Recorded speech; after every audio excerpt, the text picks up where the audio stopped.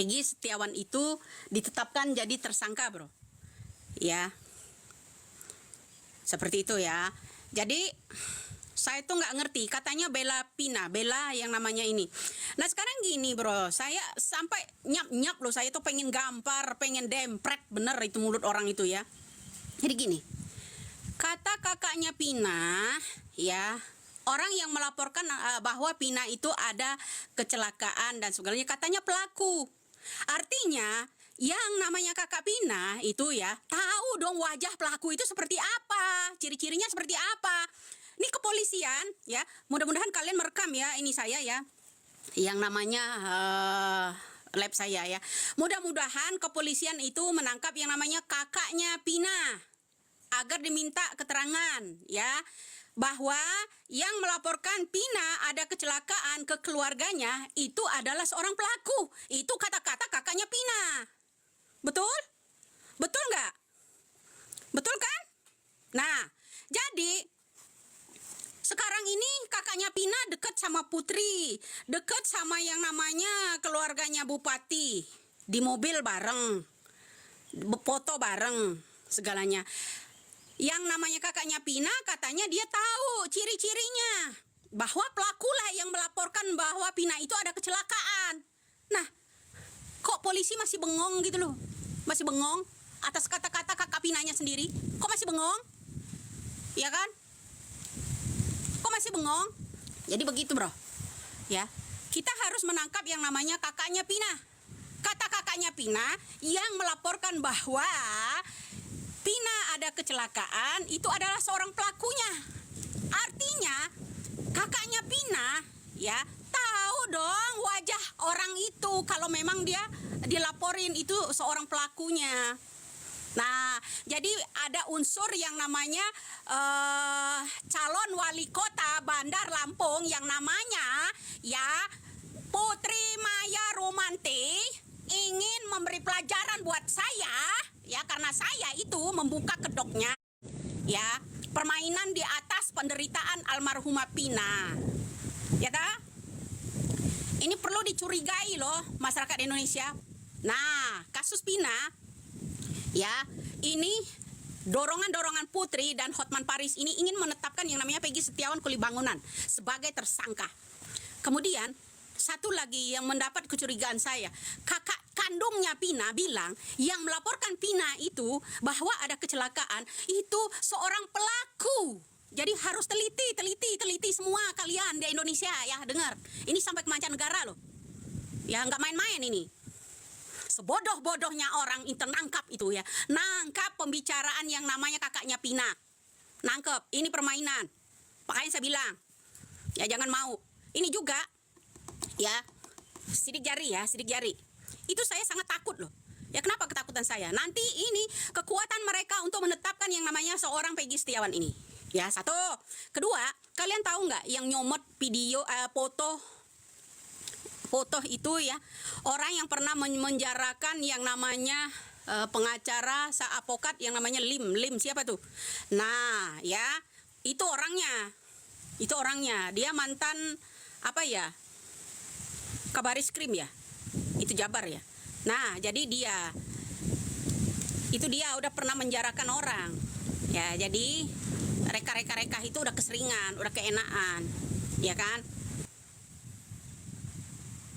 Ya kan? Siapa tadi itu yang komen bilang ini bukan Widya asli? Ngaco. Kalau Widya yang bahas-bahasa Hodam itu baru ngaco bro. Yang ngaco bener-bener ngaco itu, yang ngaco ndong. Tahu? Ya itu baru bener itu ngaco. Nah, ingat, kalian kalau nggak ngasih gift nggak ada Hodamnya, ya kan? Nah, siapa? Nih ya, kalau bahas-bahas Hodam, Ayu Andira ya. Hodamnya Hodamnya Putri. Ya kan? Yang bahas-bahas Hodam. Nah, jadi ingat ya, kita saat ini ya ada dua kecurigaan saya. Kenapa Hotman Paris dan yang namanya Putri mengarahkan agar kasus ini segera ditutup, maka jadikanlah tersangka seorang Peggy Setiawan kuli bangunan. Kedua, pengakuan dari kakak kandung Pina bilang pada kala kejadian ada orang melaporkan ke keluarga Pina bahwa Pina ada kecelakaan. Itu adalah seorang pelaku. Artinya mata yang namanya kakaknya Pina ya tahu ciri-ciri orang itu, tahu nama orang itu. Kenapa bungkam? Kenapa harus 6 tahun, 7 tahun, 8 tahun bungkam? Kenapa? Saya percaya, makanya saya bilang ini permainan. Ya, kalian ya tuh pengacara sama kakaknya Pina main-main kalian di atas deritanya Pina. Ya. Udah lagi tuh sok-sok jadi Linda yang sering-sering kesurupan, bohong semua itu. Dibayar berapa sih orang itu? Orang ya disuruh kesurupan kok ada jadwal gitu loh. Ya kan? Udah dipasang habis yang namanya kerudungnya ya. Ya. Orang kesurupan tuh entah di kamar mandi, entah lagi entah lagi kencing. Kan kalau mau kesurupan, ini mah diatur bener jadwalnya. Harus pakai kerudung rapi, ya harus pakai masker. Ya enggak? Ya. Itu, Bro. Jadi paham sampai di sinilah ya. Jadi kasus Pina ini semua rekayasa. Ya.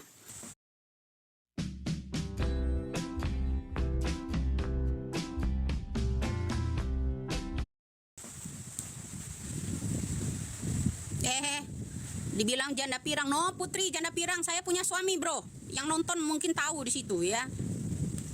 Mungkin tahu. Satu. Kata Putri ya. Paling tidak saya tidak sendirian. Saya semua berkeluarga. Hei Putri, saya tidak akan terjebak dengan ucapan-ucapan Anda. Kalau saya pamer semua keluarga-keluarga saya sebanyak itu, akan memudahkan Anda menemui saya kan? Ya, ya jadi di situ bro, kita harus jelaskan ini ya. Kenapa jadi manjang seperti itu ya? Kita semakin akan tahu karakter-karakter orang yang menyembunyikan kasus ini.